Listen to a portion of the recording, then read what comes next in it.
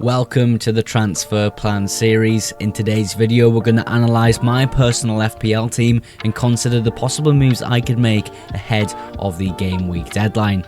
So let's waste no time and jump straight into this.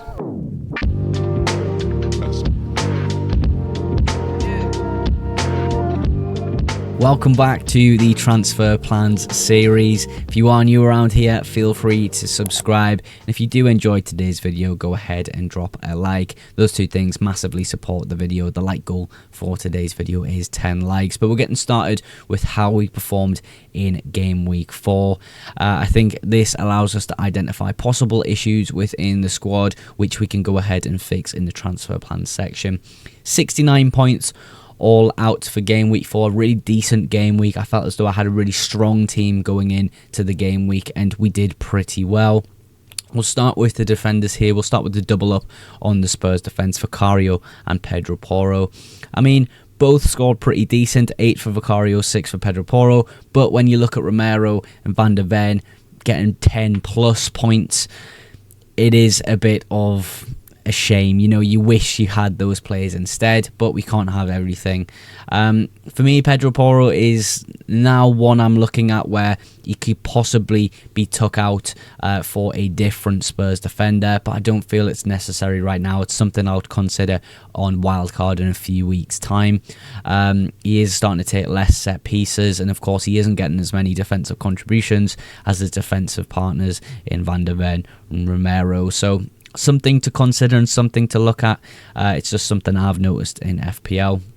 We speak about defensive contributions. Anderson in the middle with 10 points there. I mean, this is why we pick centre-backs. I think centre-backs are the meta in FPL right now. They get better defensive actions for defensive contributions, and I just think they're much more consistent at doing so compared to attack and returns. Virgil van Dijk, highlight of the game week for me. I transferred out Tosin of Chelsea and brought in Virgil van Dijk. This was a Night Manager's approved move. I'll flick on screen this the photo they sent me in terms of the recommended transfer before Virgil van Dijk's price rise. I wasn't really too much considering selling Tosin, but when we pay attention to the Chelsea press conference before the fixture, it did make sense to move him on, and Night Manager's absolutely smashed it out the park with a massive positive move for Virgil van Dijk. If you are interested in Night Managers, I do believe they still have their 2 free week trial. If you click the link in the description and use code FPLMOGS, you will get 2 free weeks, and of course 20% off your first build month if you do enjoy their services. Keeping on the theme of Liverpool though, we have Salah. I've heard a lot of people say that it's lucky that Mohamed Salah scored a penalty in the 95th minute. But the reason we pick Mohamed Salah in FPL is because he plays 90 plus minutes every week and he's on penalties for Liverpool. So, you know, this is why we pick him really. It was quite lucky in the sense that it's a last minute penalty, but we know that Salah's a penalty taker. This is why we have him in our teams. Wirtz, on the other hand, the last Liverpool player in my team, disappointing again. I feel as though people are looking at Wirtz through the lens of FPL and attack and returns and saying, oh my god, he's so terrible, why have Liverpool signed him? If you actually watch the games of football, he's doing very well, and I think he's just adjusting to the Premier League in the first few fixtures. Of course, I'm probably going to keep him for the Everton fixture as well. But I will just say he's better than people think he is. Of course, as an FPL asset, he's definitely on the watch list for me to possibly move on in the next few weeks when his fixtures start to turn. Kudus, another one where it was slightly disappointing as my Spurs asset. You know, other Spurs assets doing amazing, and then Kudus is kind of just hanging out. There was a moment where Pedro Porro made an amazing cross to Kudus in the box. Kudus hits it. It should go in. It just doesn't.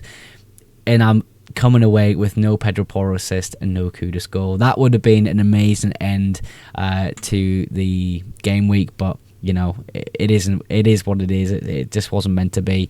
Reinders, Bruno Fernandes, their fixture very much dominated by City. Reinders missing a 1-on-1.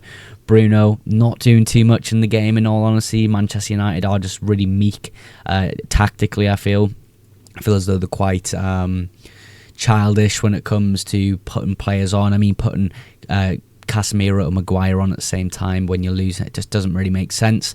Mateta, I have to say, as a Sunderland fan, I'm massively impressed that Sunderland came away with the point in the 0-0 draw against Palace, but I am upset because I did own Jean-Philippe Mateta. He had two really clear-cut chances saved by Robin Roofs, and by the way, I think, to be honest, that's the best goalkeeping performance I've seen in a long time.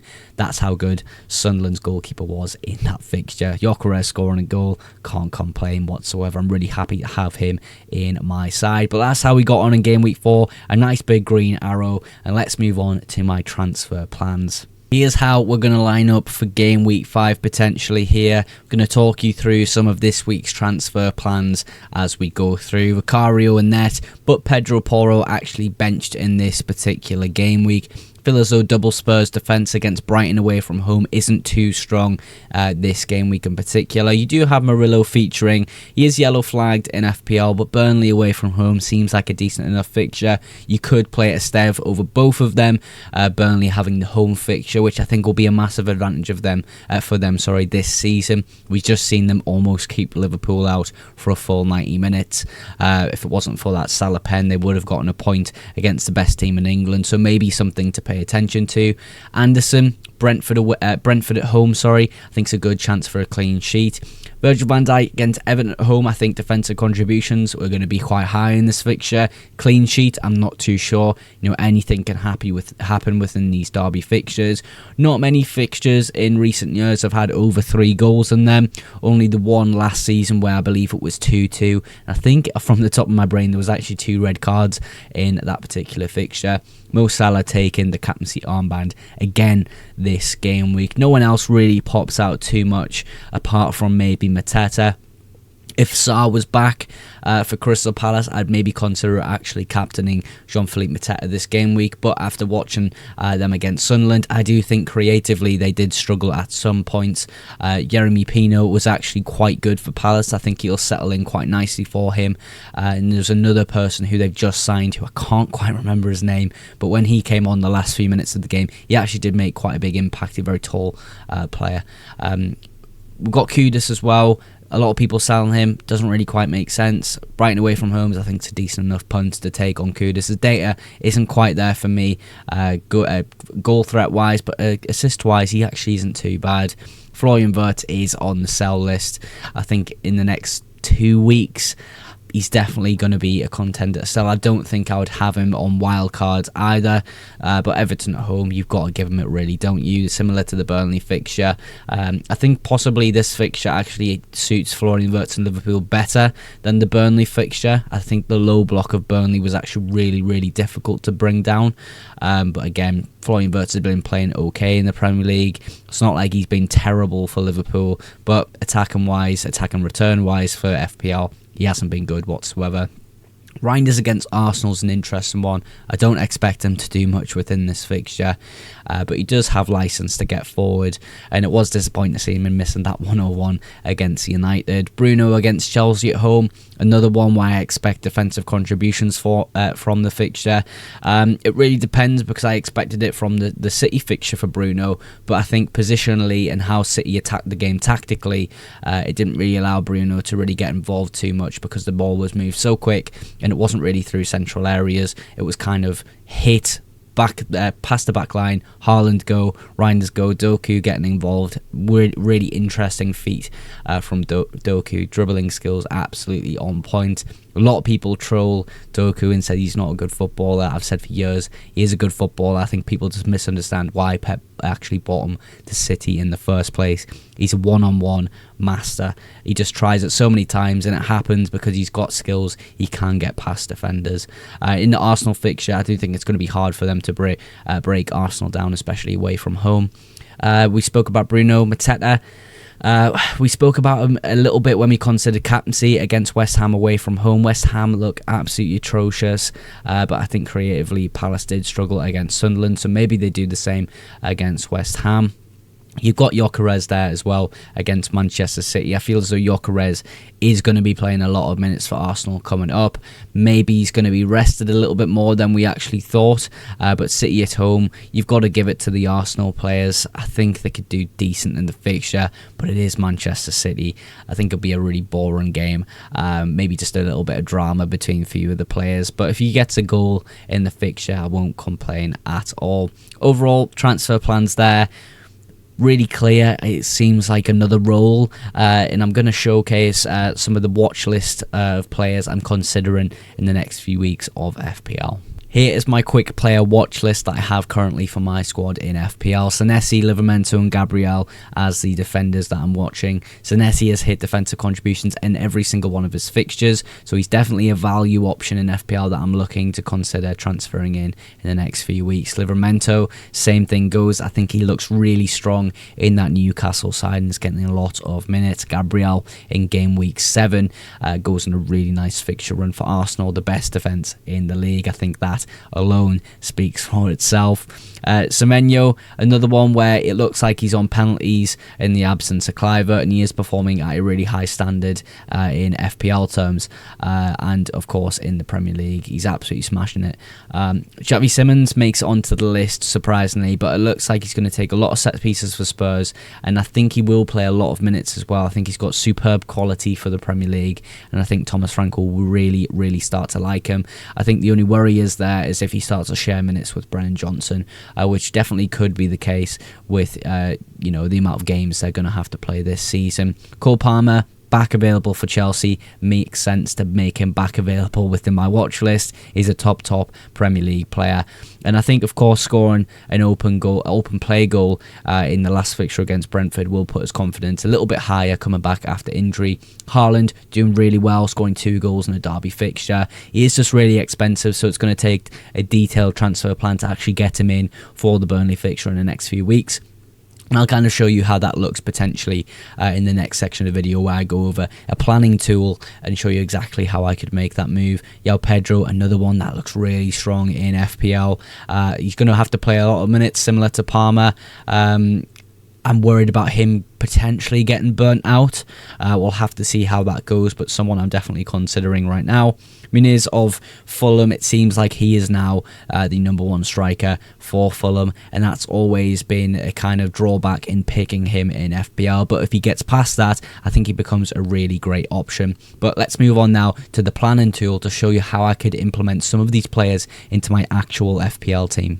We're going to take a look at a planning tool now on how my team could look, implementing some of the players within the watch list into my actual strategy. I am currently on a strategy for wildcard 8, so keep that in mind when you're watching this video. Only a few transfers remain until game week 8 wildcard. I potentially could change that wildcard window to around game week 13, but right now I'm on a wildcard 8 strategy from Night Managers. I'm going to sort of develop on that perhaps within my team selection video on Thursday, but for now let's focus on how we can get to Erling Haaland in game week 6, because that's going to be one of the hottest transfers around. I think he'll do incredibly well within that fixture. It really depends how Burnley set up. They did manage to keep Liverpool out. Maybe they do the same for City, but at least we know Erling Haaland will be in the box for the majority of that fixture.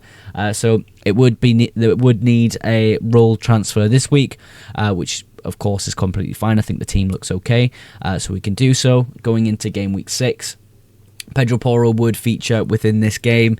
For Anderson, I don't think there's any other bench issues really there. I think I would play everybody else, and then I could go in to Erling Haaland and actually out of Mohamed Salah, looking at getting in Antoine Semenyo against Leeds away from home. So that's how I would get to Haaland's Burnley at home fixture and also Semenyo's Leeds away fixture, targeting 2 of the players on my sort of player watch list. Of course, captaining Erling Haaland within this fixture in particular. Really strong side in my opinion. I think Werther's the only player who I'd look to get rid of in the next game week. So we jump to game week 7, 1 free transfer. I think then you look at getting rid of Florian Wirtz and perhaps exploring options to go around, possibly to Phil Foden against Brentford away from home. It really depends who has the best fixture. For me, I quite like Arsenal's fixture of West Ham at home, so potentially going for Eze, Madueke, players like that. I mean, Zubamendi's done really well this week. Maybe that's a theme that continues. But that's how I'd kind of target the next few weeks. And then in game week 8 is actually probably a wild card week for me. I'm on the Night Managers program, and they suggest a wild card 8, and I don't think I disagree with it too much. I quite like a wild card in game week 13 as well, but they're sort of my transfer plans for the up and coming game weeks, potentially moving to Erling Haaland and away from Mohamed Salah. Tomorrow's video is my transfer tips video, so keep an eye out for that. If there are any players you'd like me to cover, whether they're buys or sells in your FPL team, comment them below. And of course, I always say a massive thank you for supporting the FPL Mugs YouTube channel. If you did enjoy today's video, make sure you drop a like. But if you aren't yet subscribed, make sure you subscribe to the channel for future FPL videos and deadline streams. But that's everything for today's video. Thank you again so much for watching, and I will catch you in the next one. Bye for now.